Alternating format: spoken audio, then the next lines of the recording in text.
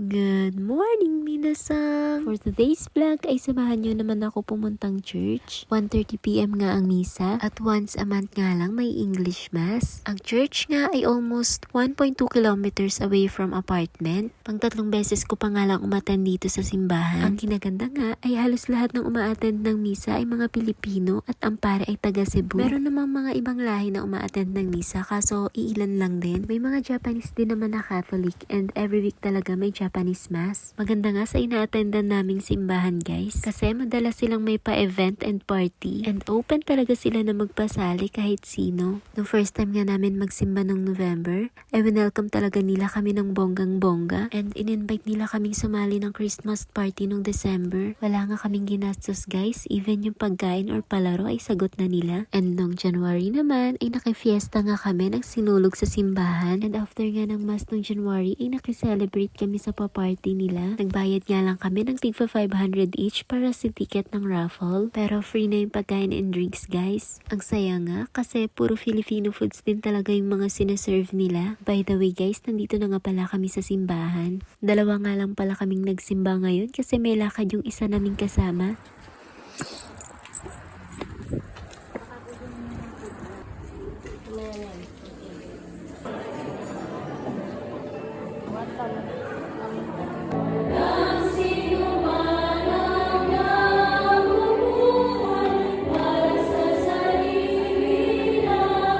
Tapos na nga pala yung misa neto guys.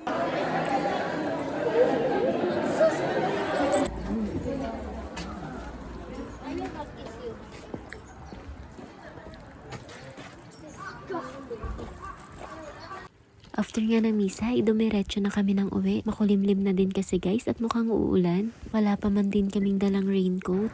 Oh, Samoy!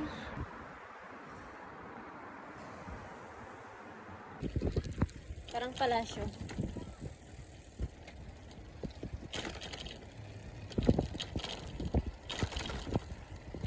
Mga 2 minutes away na nga lang yung apartment namin guys. At dahil gutom na nga kami ay dumiretso muna kami ng supermarket. Magtitingin-tingin kung ano ang pwede naming makain. Sabi nga nila ay eto daw ang pinakamahal na supermarket dito sa Shizuoka. First time nga lang namin pumasok dito guys. Pagkapasok nga namin ay dumiretso na nga kami at naghanap ng pwede naming mamerienda. At etong pizza na nga lang daw guys. Gusto ko nga rin matry to kaya't kumuha na ako ng isa.